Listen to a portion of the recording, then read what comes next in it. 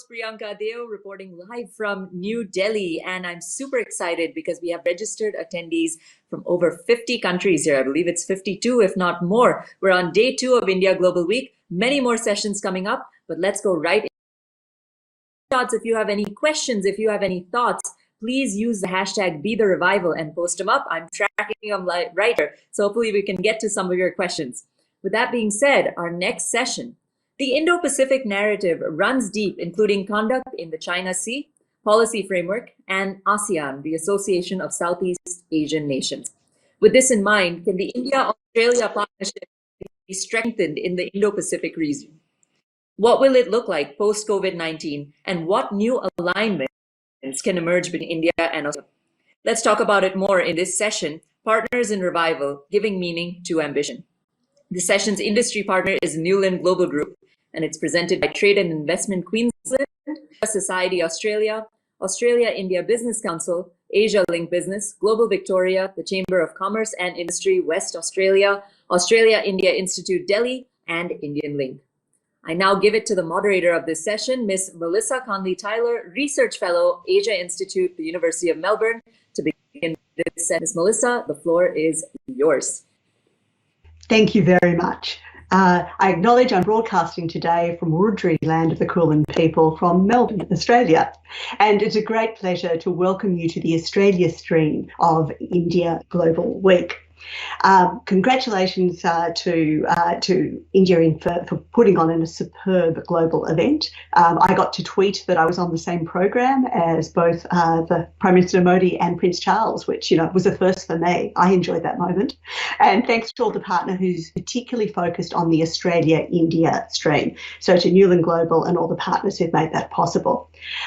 Welcome to everyone who's joining us from Australia, from India, and from the other time zones. We salute you for making the effort. We're very lucky we have a superb panel here today to provide insights on our topic, Partners in Revival, giving meaning to ambition. The organisers have asked us to cover the ground of how can the partnership be strengthened in Indo-Pacific? What will the pillars for the post-crisis relationship be? And what are quick wins to focus on? And I can't think of a better group of people to answer those questions for us.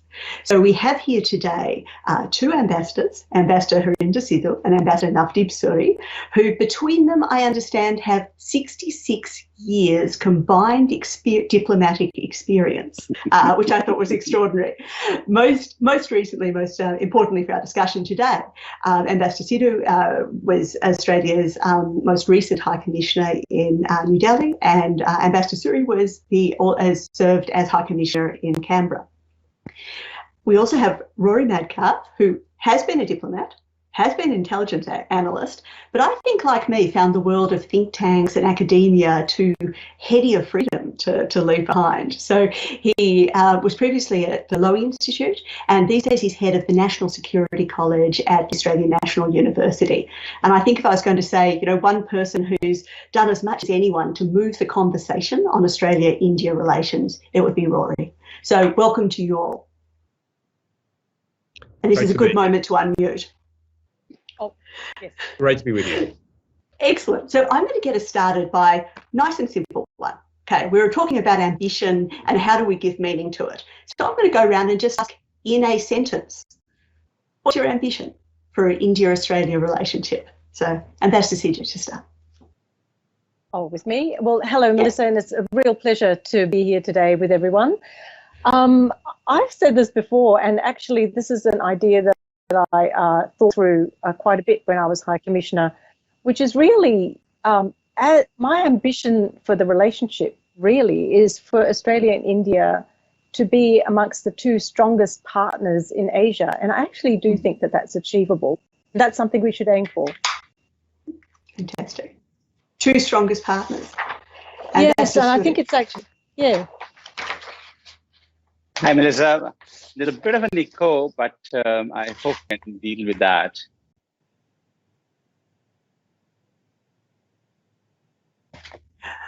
If we can tell the organisers you're on the line at the moment, so if you could make yourself muted so we can't hear you, that would be fantastic. Okay, I think that's done. So in a sentence, what's your ambition for the relationship? I think it's time to turn the potential into reality. We have a comprehensive strategic partnership agreement, work on implementing it. As Nike would say, just do it. So it's putting it in action. Rory, your sentence.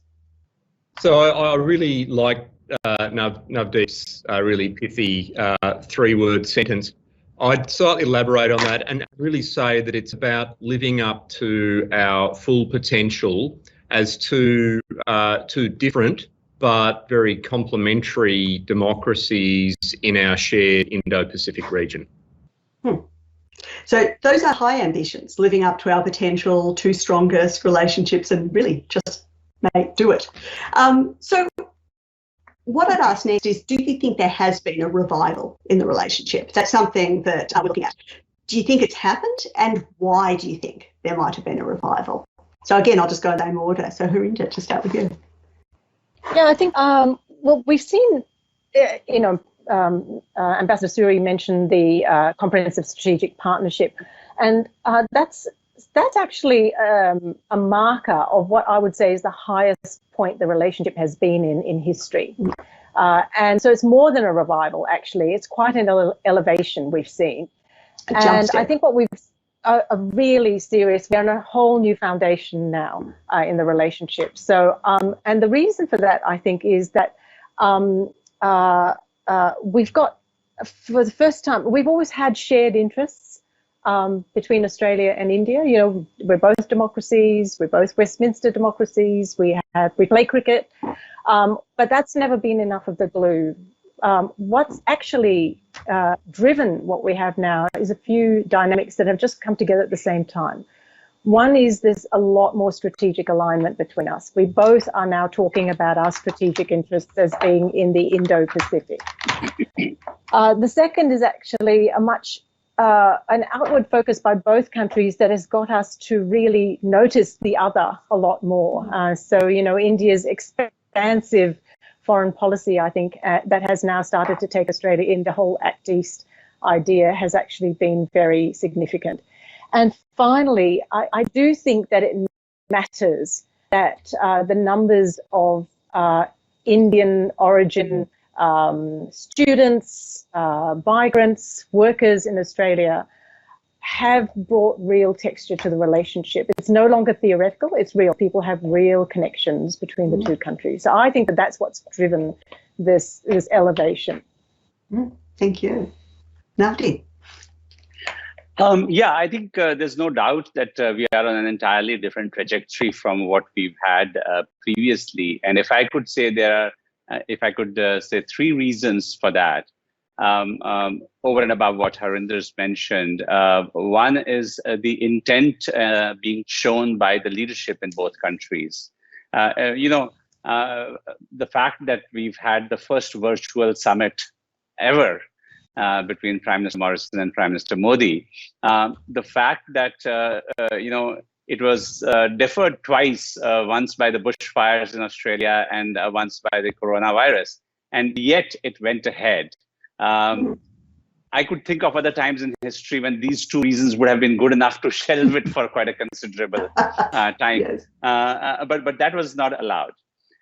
The second factor in this trajectory, if I can take the liberty of saying, is one Ambassador Harinder Sidhu, who had an exceptional 4-year tenure in Delhi and really did much to expand the relationship in diverse areas, to give it a kind of a strategic perspective and kind of prepare the ground for this comprehensive strategic partnership agreement that we have.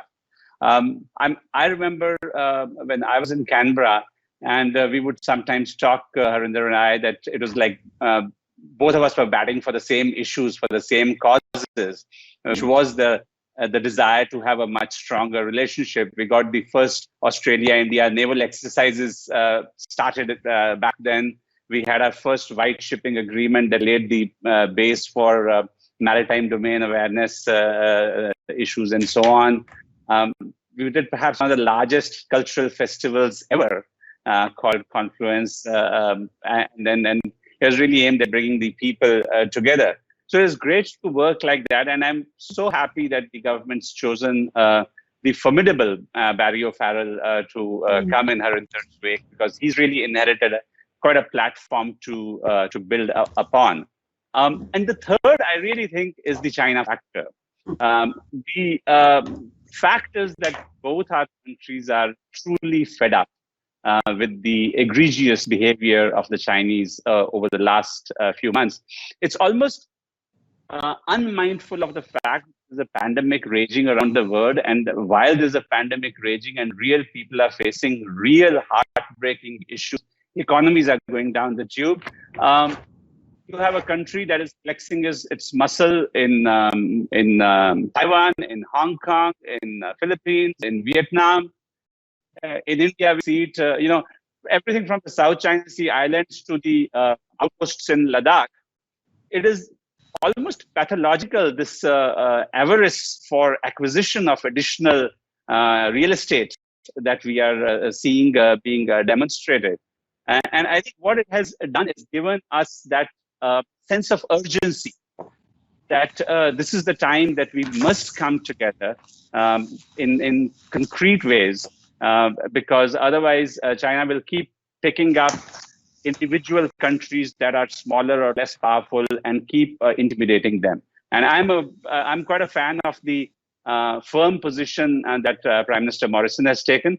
And I think when our Prime Minister visited our troops in Ladakh last week, he said something very important. He said that the era of expansionism is over, and he sent a gentle reminder of that history is replete with examples of expansionist powers that now lie in the dust of history. Well, I've been wondering how long it would take before China came up. 12 minutes. Good to know. Rory, I think you might agree with some of the things that were just said. Oh, look, broadly I would, and I'm sure there'll be chance to go into those a bit later on. But let me just stick with the Australia-India relationship on its merits to begin with. And look, I would actually challenge this idea of a revival. I know it's the grand theme of the conference for India, but for the India-Australia relationship, we're not reviving anything. We're doing it for the first time in many ways. I would say that there's been a time in Australia-India relations like the last few years where I think things have really taken off, and like in all likelihood, the next many years where this path is going to continue growing. So in a sense, we've really, in the 20 years that I've known the Australia-India relationship pretty closely, I've never seen such comprehensive, not only goodwill, but convergence of interests and efforts on both sides. And in a sense, it's actually the challenges that we face in the world that are bringing us together and that are helping us recognise all of those latent strengths in the commonalities of our societies, in the growth of the Indian communities in Australia, the obvious economic complementarities, but also, and this is where I agree strongly with Navdeep, the security context. And if I can just finish on one point, which I'm sure we'll come back to later on, whether it's on the China issue or over the last 20 years on the issue of jihadist extremism and terrorism, what really strikes me about these first few decades of the 21st century is that the world is actually beginning to discover India's challenges, India's problems, and begin to see, the international environment a little bit more from an Indian point of view, because of course India's been a frontline state in dealing with a often competitive and coercive China for a lifetime. Thank you. Now, I'll just remind our audience members, I won't be able to see your questions online, but if you do put any questions in Twitter under the hashtag #BeTheRevival, I will be able to see them and I will be able to ask our presenters. So if something comes up during discussion, hashtag #BeTheRevival, and I will see that. Okay, so I agree with you entirely, Rory, that this is a new high point. And I think sometimes of Meg Gurry's excellent book where she looks at whatever it is, 80 years of Australia-India relations and says it's always been the potential. we want to make something of it. We want to get it moving, and it's always, in that sense, fallen short of the potential.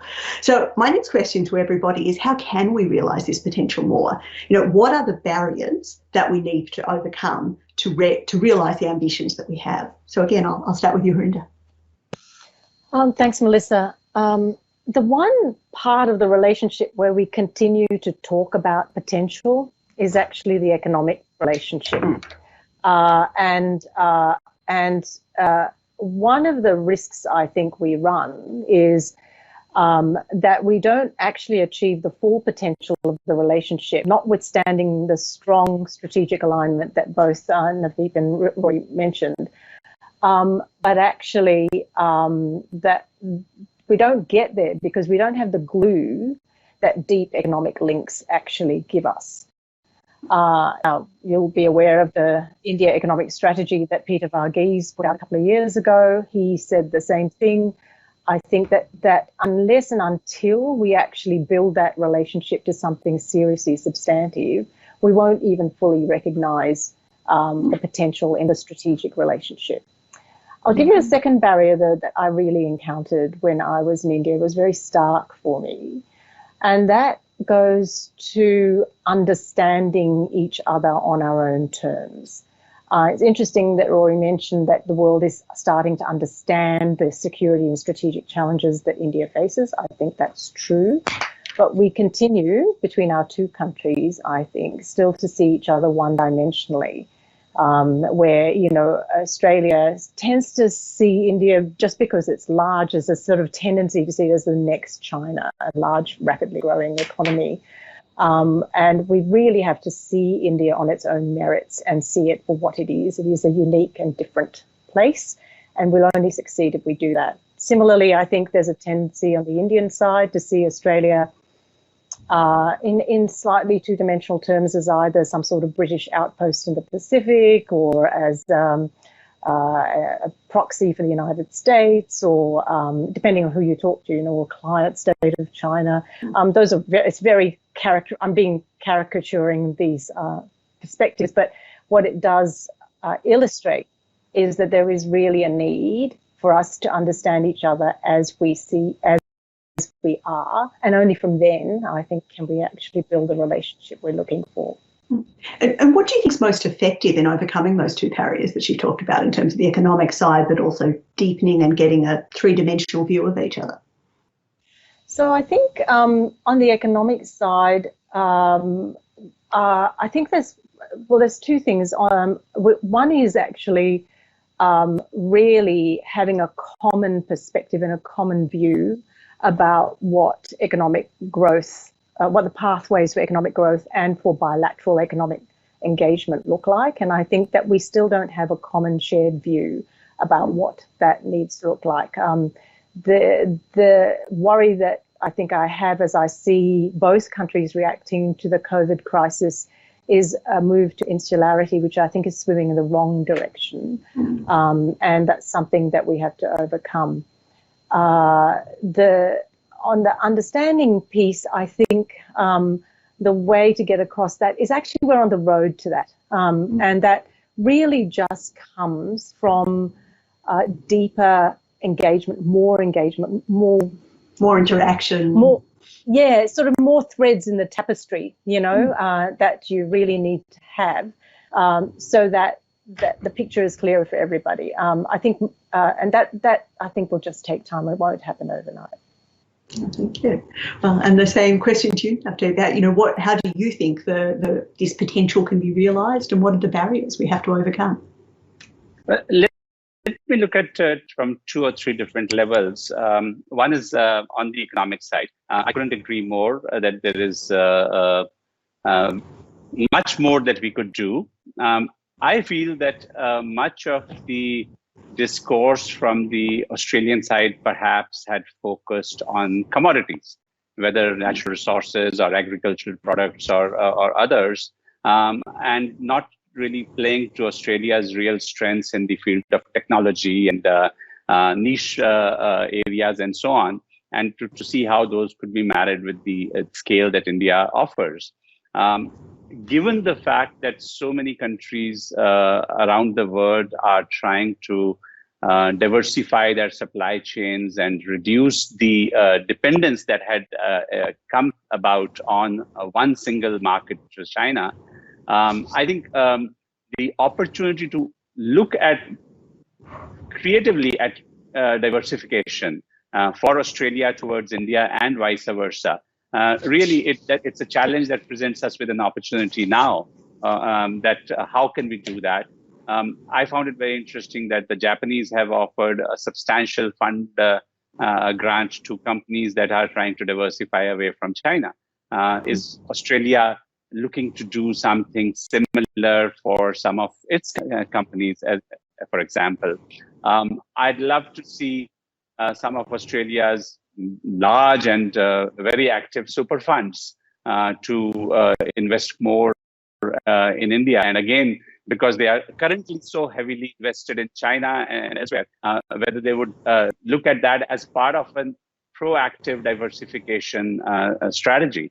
On the security side, we've got some wonderful elements in place in terms of the institutional architecture, whether it is the 2+2 at the foreign secretary level, the 2+2 at the ministerial level now, the ministerial meetings of the Quad that have taken place.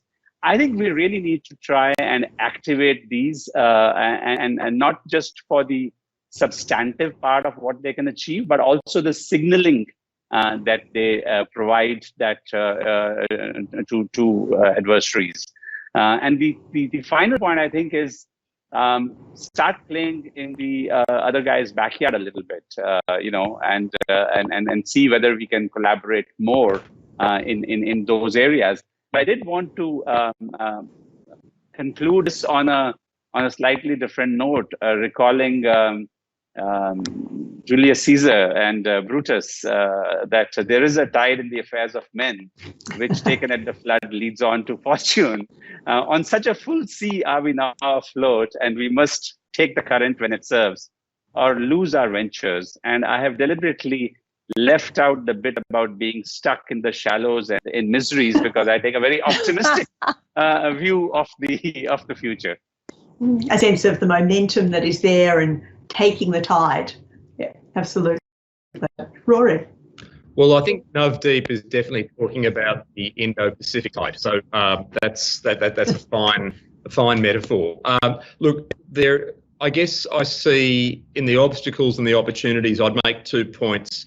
One is we have to take each other seriously, and that's exactly what we're doing. So I think for me, I saw over the past 20 years Australia really systematically learn to take India seriously on its merits, with all of its problems, all of its flaws, but all of its not only its potential, but its reality as well. And I think what I've seen in the past few years is really India match that journey. And I think for me, India taking Australia seriously, not in terms of the relatively small size of our population, but Australia's weight and influence in the region and the world, I think that's precisely a great building block. As for the obstacles, well, I think one obstacle will be that we get back into a rhythm of really hoping for and expecting too much, and then being very frustrated when we don't suddenly have all the gains overnight.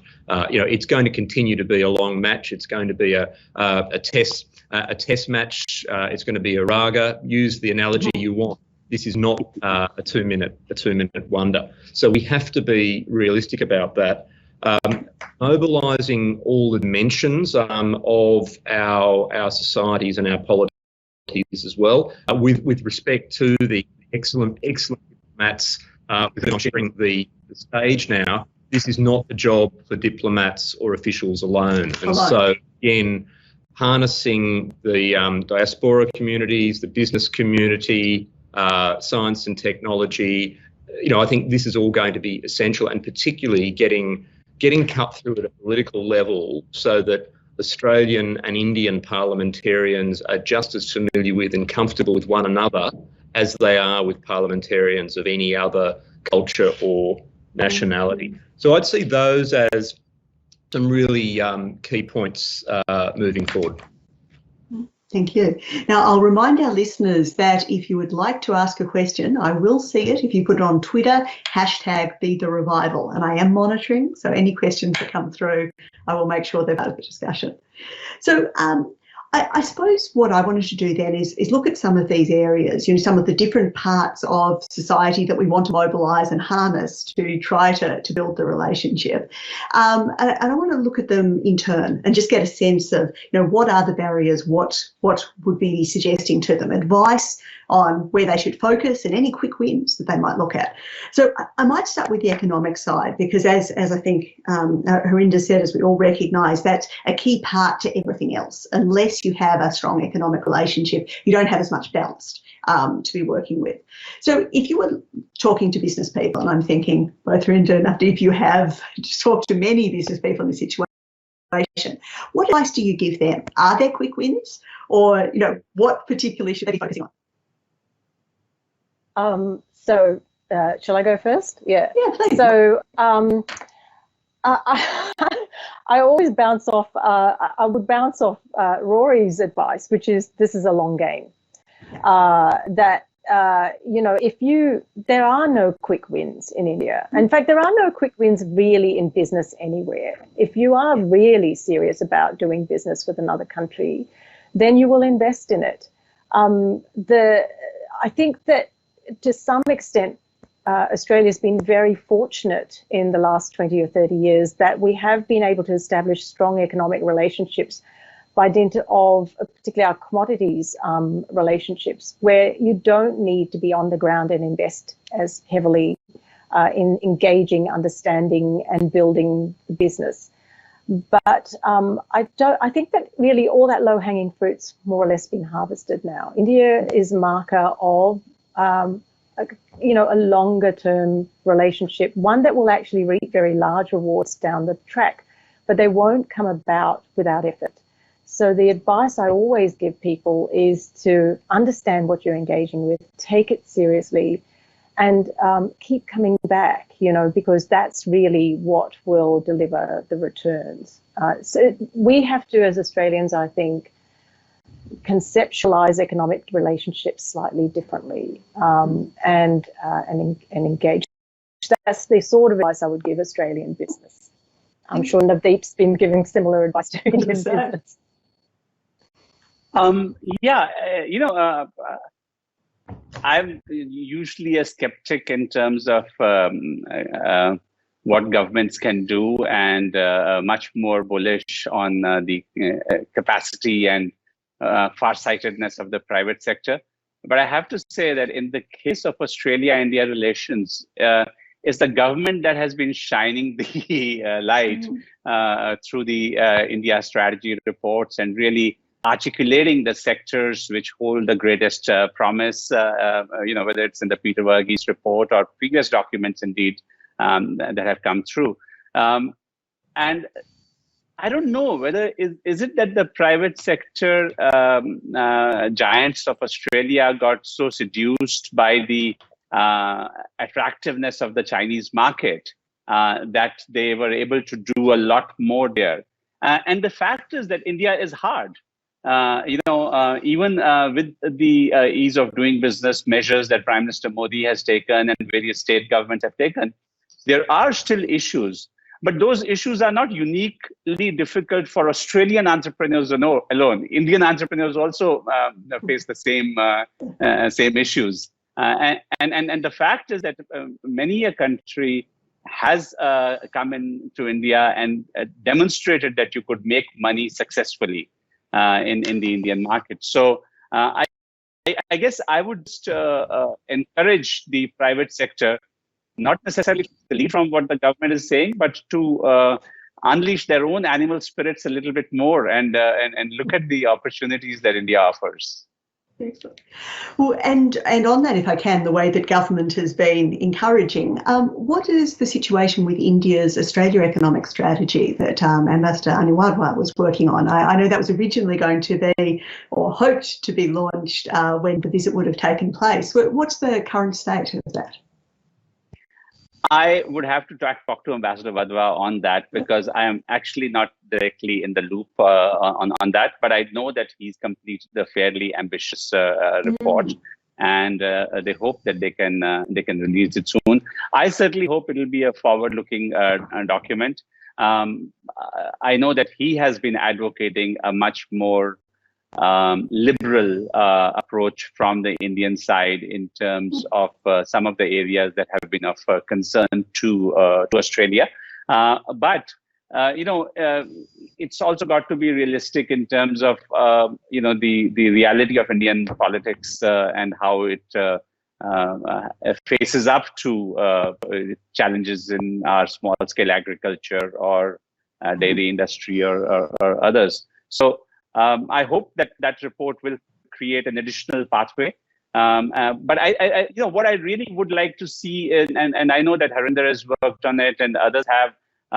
When I was in Canberra, we brought Mr. Arun Jaitley, Finance Minister, to Melbourne and got to meet with the heads of super funds. And thereafter, there's been a delegation that has come to India as well.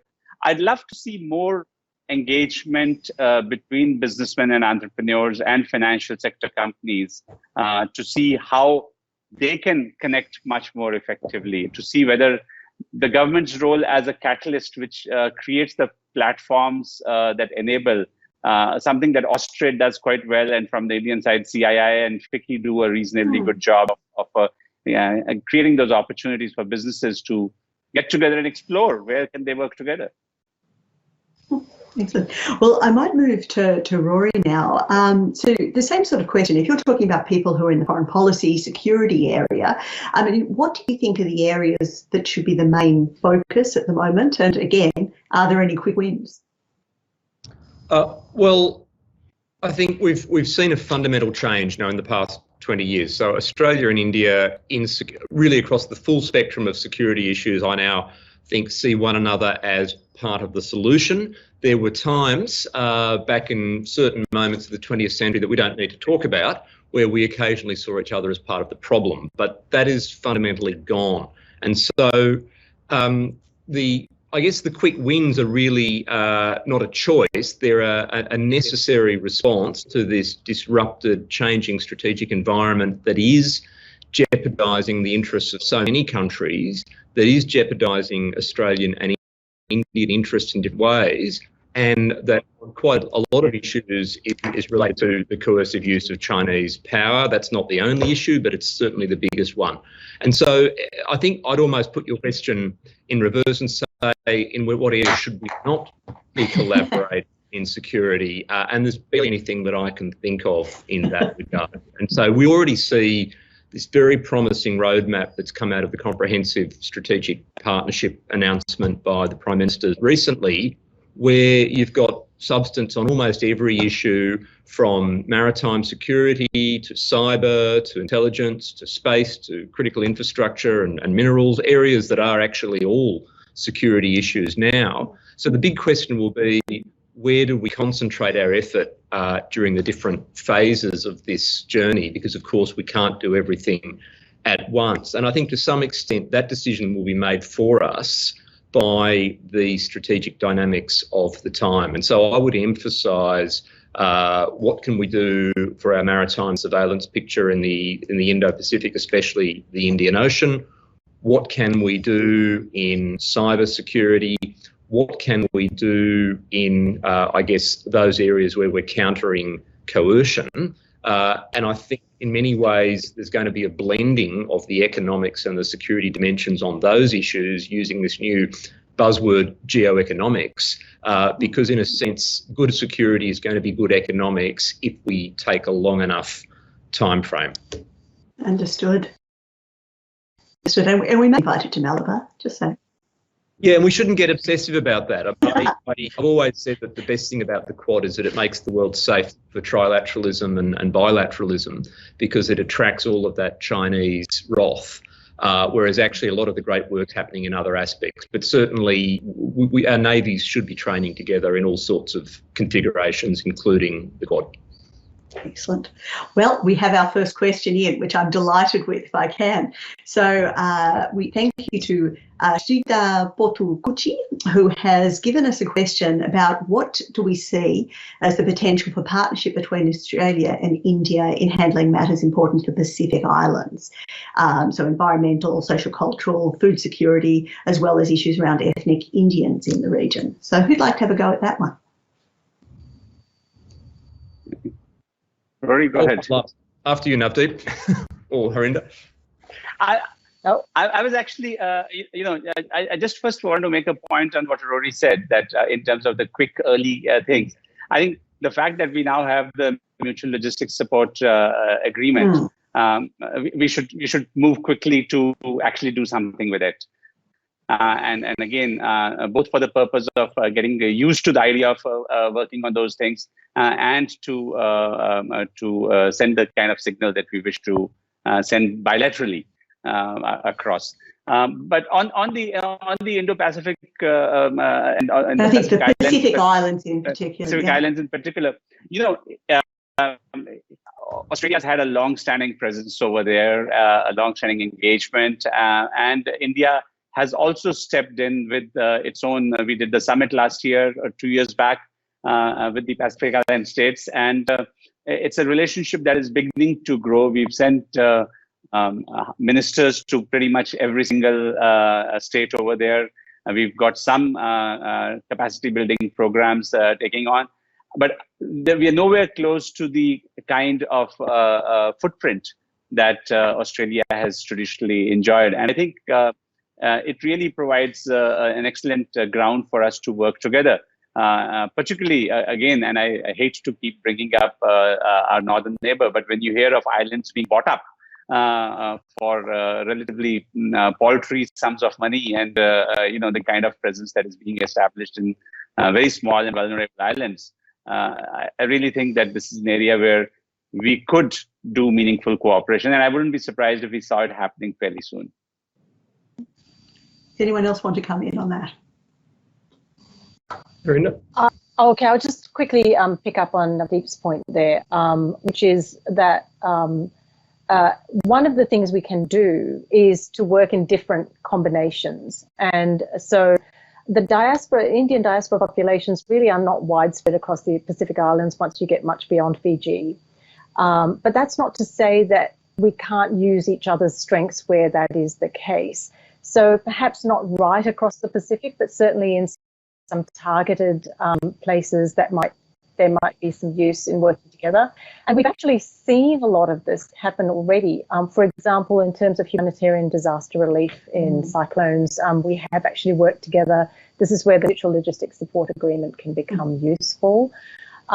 Similarly, there is a way that by combining our efforts, we can have greater impact. So, for example, India does have a presence and projects in very many Pacific Island countries, but by working with Australia, we can actually deepen and strengthen and extend the reach, and that can give India some support and reach in that region, which actually doesn't require quite as much resource effort as it would be if we all just went it alone, particularly in those very, very small economies. Sorry, Rory, over to you. Absolutely.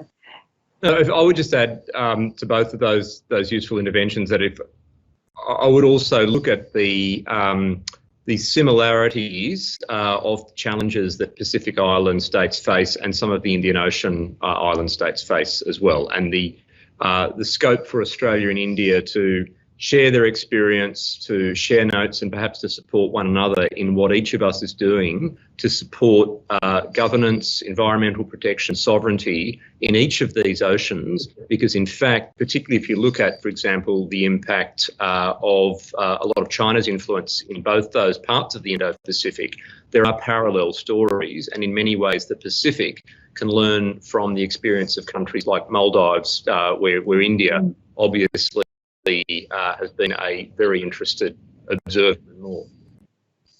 And Rory's again reminding us that the Indo and the Pacific, they all join together. Absolutely. Endless, Melissa. So If I can continue then thinking about different sectors of society, I've been interested in this discussion that we've been talking a lot about that people-to-people dimension, you know, the effect of diaspora, Indian background diaspora in Australia, and more of that people-to-people interaction. What, again, if you're talking to some of the people in that category, you know, people who are working in that field, you know, what advice would you give to them? What are some of the areas that they should be focusing on? Well, from where I stood, education, education, education. You know, it has been the big enabler. And I know that about 10 or 12 years ago, we had all this controversy about, you know, attacks on Indian students. And there were very particular reasons for that. But we've really moved well past that now. And in fact, the lesson you can learn on the people-to-people front is what the Australian universities have done with India, which is to really learn what that society and what its needs are, and then to work with that, rather than to try to impose a cookie-cutter model on India. And I think that's been phenomenally successful. In fact, that's a lesson you can learn really right across every sector. So I really do think there's a reason why Peter Varghese called it a flagship sector. It really does lead the way in how we are building that relationship. Students who return from Australia are great advocates and ambassadors for Australia in India. And you know, it's always struck me strange, actually, that Australian education didn't feature much more strongly in the Indian mindset. My family background is from Singapore, and of course, for decades, Australia was the go-to place for education. So, you know, it always seems strange to me that in India that wasn't so much the case, but it's certainly changing now. And I really do think that that is the glue, because Navdeep's got fabulous experience on the cultural diplomacy side as well, which has been really important, a way of showing really how we can collaborate and work together to produce really fantastic outcomes as well. So, and that three-dimensional view. So Navdeep.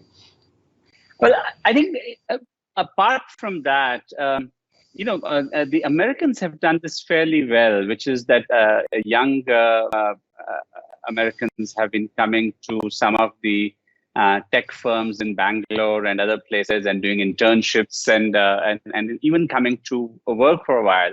I was in Bangalore about 3-4 months back with a fintech company that has been doing very well. I was quite surprised to see that one of their senior executives was a Chinese woman. And she said she'd been around, and she was working in Bangalore and establishing a lot of relationships. And she said there were like well over 5,000 Chinese nationals in Bangalore. The Americans are probably 25,000 or more. So what I'm saying is that is there a process where young Australians would look at you know, that kind of an experience on the job, getting to know the business, getting to know the companies, the working environment? That could be one interesting area to try and develop and put some mechanisms in place. On the other side, also, I think some initial work was done on vocational education and skills and that kind of stuff. I know there were initial challenges as well, but you know, to the extent that that's such a large priority area, what I always thought was an interesting challenge was to take Australia's skills model, which is very efficient, very effective, but it's also kind of a high cost, low volume model, and to see whether it could be adapted to Indian requirements of a lower cost, higher volume kind of a training system, so that instead of trying to get tens of thousands of Indians to Australia for skilling, we take the trainers into India and develop that. So, I mean, I wanted to say that, but also I want to, since you've given me the mic, I wanted to take the liberty of saying that there are a few areas of interesting cooperation that don't get talked about. And perhaps in the next round, my question to Harinder would be that, you know, how about stuff that substantive and solid, but doesn't make the headlines. The collaboration in mining in Dhanbad, or in the agriculture, or the dairy farming, or the sports, or sports medicine, or all of the other things that are kind of happening quietly in the background. And perhaps also devote a couple of minutes to that, because I'm sure lots of people are completely unaware about that. Please. Sorry, can I just quickly reply to that? Yeah, please do. So I know you've been talking about this kind of getting Australians to India, and in fact, that's been happening under the new Colombo plan. So that's been phenomenally successful. We didn't expect to have quite so many Australian students want to go to India, but I think we cracked over 1,000 last year, and they are working. They are working in places. Particularly the Indian consultancy companies, the Tata Consultancy Services, the Infosys, etc. They host significant numbers of these interns every year now, and it's really so. Since you've been engaged, this is one of these things that have happened just in the last couple of years, quite clearly inspired by your passion, Navdeep, I'm sure. But you're also right. There are an awful lot of other activities. The genuine science and technology and research partnerships that, such as the Indian School of Mines in Dhanbad, where we bring our expertise and Indian capabilities together. We're actually building something new out of all of that. There are so many areas in terms of agricultural development, etc., that we're working on. And the list is very long, but it will take the rest of the day. So I'll just leave it there. But you're exactly right. We're doing an awful lot. We're trying, and we just hope that the new Colombo Plan scholars can start travelling again soon. Yes. A real loss this year that they haven't been able to continue the program in the same way. So Rory, do you want to come in? Oh, look, I won't take too much of the thunder on this one. Just to say that I teach quite a few Indian students, and I would love to have more of them over here, especially because of frankly, the challenging critical thinking that they often bring to their studies here in Australia, and that's again, I think, a reflection of our shared values. Very much. Well, look, I might move to my last question then. We're watching the relationship and we're wanting it to build. How will we know that we're succeeding? I mean, what are the indicators we're looking for? What are the steps we want to see happening? So if I could just start again with Harinder, I mean, what indicators do you watch to see whether the relationship continues to grow and build? So it's two things, really. It's whether we're thinking more about each other. And I really think that what we're seeing with COVID is an acceleration of our engagement with each other. And Rory mentioned earlier, in the midst of a global crisis, that the Australian Prime Minister and the Indian Prime Minister sit down together and have a summit is pretty extraordinary. That we even thought to do that is a pretty extraordinary step. So I do think that that signals very strongly to me how far we've come along that road. But then I wanted to pick up Navdeep's point, which he made earlier, which is it's just not thinking and talking, it's actually doing things together. So we're still, I think, very much at the thinking part, but it's actually when we start landing work that we're doing jointly, be it in development projects or in other dimensions. We're moving along that, particularly in the military and defence sphere, but we do need to broaden that out. But I think that that's how we'll know, because when you think about, I said that at the start we wanted to be the two strongest friends in Asia. Well, I had my mind sort of the way Australia and Japan have our relationship. And, so that's a very natural, organic relationship where we work together in a lot of fields. And this is kind of what we should be reaching for.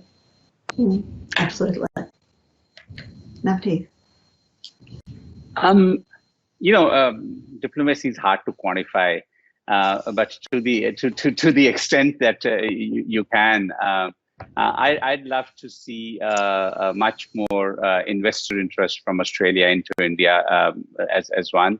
I'd love to see some of the low-hanging fruit being plucked quickly in terms of our new mutual logistics support agreement or maritime domain awareness arrangements and so on.